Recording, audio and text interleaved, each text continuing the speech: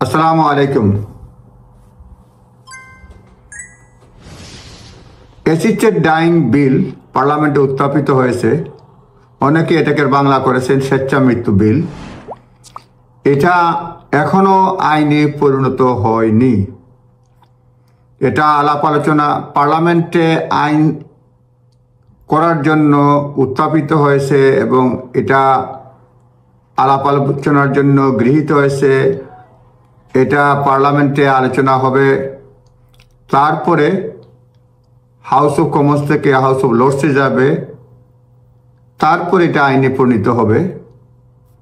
এই আইনে কি বলা আছে, বিশেষ করে বয়স্ক মানুষের এই নিজের স্বইচ্ছায়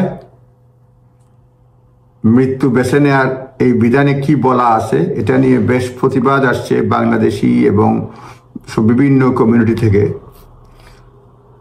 সে ব্যাপারে আপনাদেরকে বলতে চাই, এই বিলটার নাম হচ্ছে terminally ill adults end of life বিল। এটা উত্থাপন করেছেন ব্যাক বেঞ্চের এমপি কিম লিডবিটার। এটা হচ্ছে যে কেউ যদি এই আইনের সাহায্য নিয়ে মারা যেতে চায় তাহলে কি কি কন্ডিশন ফলো করতে হবে। যদিও আইন হয়নি, যেটা বিল আকারে আসছে সেটাই আপনাদের বলার চেষ্টা করব। যিনি এই আইনের থেকে সাহায্য নেবেন তার বয়স হতে হবে 18 বছরের ঊর্ধ্বে এবং তিনি ইংল্যান্ড এবং ওয়েলসে বসবাস করতে হবে, অন্য জায়গায় বসবাস করলে হবে না। এবং এখানকার জিপিতে কমপক্ষে 12 মাস রেজিস্টার্ড থাকতে হবে। তার মেন্টাল ক্যাপাসিটি থাকতে হবে যে ক্লিয়ার চয়েস নেওয়ার জন্য এবং সেটেল এবং ইনফর্মড উইশ নেওয়ার জন্য, কোনো ধরনের প্রেশার না দেয়া যে তিনি স্বেচ্ছা মৃত্যুর পথটি বেছে নেবেন এই জন্য। এবং তার যদি বলি হায়াত বলি বা লাইফ এক্সপেক্টেড, উনি 6 মাসের মধ্যে মারা যাবেন, এটা নিশ্চিত হতে হবে, ধারণা করা হচ্ছে এই ধরনের। 2টা সেপারেট ডিক্লারেশন উনি দিবেন, উইটনেস থাকবে, উইটনেস সাইন করবে যে তিনি মারা যেতে চান। 2 জন ইন্ডিপেন্ডেন্ট ডাক্তার তারা সার্টিফিকেশন করবে, at least 7 days of each other assessment. এটা 2 জন ইন্ডিপেন্ডেন্ট ডাক্তার দিবে। Independent doctors must be satisfied that patient is eligible.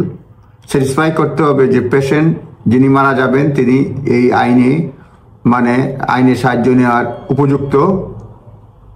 এবং যেটা বলছিলাম, একজনে আরেকজনে দেবেন, 7 দিনের পার্থক্য থাকতে হবে। একজন দিলে আরেকদিন এরকম দিলে হবে না। Those assessment must be done at least 7 days apart. 7 days এর পার্থক্য থাকতে হবে। তারপরে এই বিষয়টা যাবে হাইকোর্টে যাবে। A high court judge must hear from at least one of the doctors. একজন ডাক্তারের কাছ থেকে শুনবে and question the patient, এবং পেশেন্টকে প্রশ্ন জিজ্ঞেস করবে এবং অন্যান্য উইটনেস যদি ডাক্তার মনে করে তারা জিজ্ঞাসা করবে। তারপরে রুলিং দিবে যে ইয়েস উনি নিজের প্রাণ নিতে পারবেন। এবং এই রুলিং দেওয়ার 14 দিন পরে এটা কার্যকর হবে, অর্থাৎ উনি নিজে ব্যবস্থা নিতে পারবেন মারা যাওয়ার জন্য। তারপরে যদি সব রিকোয়ারমেন্ট ফুলফিল হয় তাহলে যিনি মারা যাবেন will be provided with syringe fill out with the necessary substance, এবং সিরিঞ্জ সহ তাকে দেওয়া হবে। Person will be provided and will have to administer it themselves. নিজে এটা অ্যাডমিনিস্টার করতে হবে, নিজে ইনজেকশন পুশ করতে হবে। The doctors will under no duty to take part in the assisted dying procedure. Doctor কোনো প্রসেসে এটা অংশ নিবে না।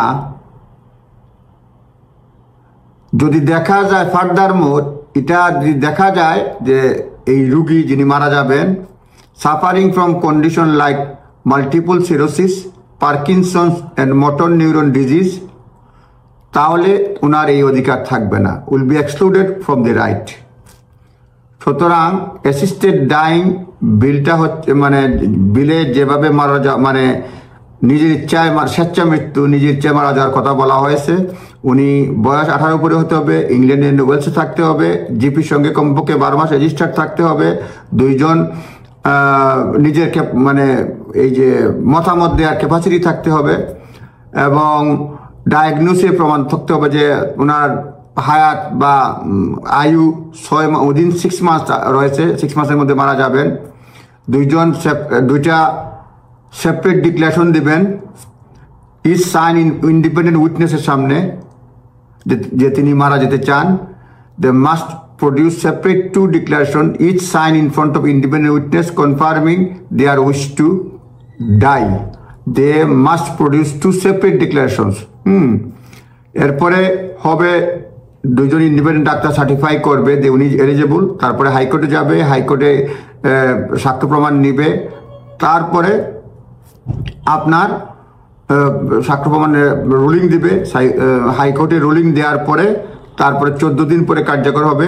ওনাকে সিরিঞ্জে ওই সাবস্টেন্স সহ ইঞ্জেকশন দেওয়া হবে, নিজে নিজে পুশ করবেন, ডাক্তার এই প্রসেসে থাকবে না।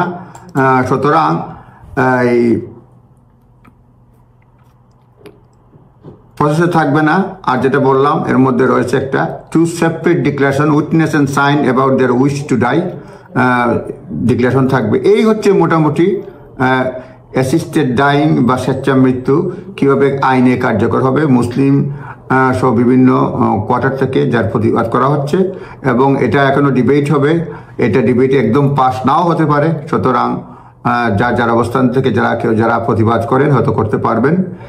আপনারা এটা গাইডেন্স মাত্র, আপনারা নিজস্ব এক্সপার্টের ওপিনিয়ন নেবেন। আপনারা ভালো থাকবেন, ধন্যবাদ, আসসালামু আলাইকুম।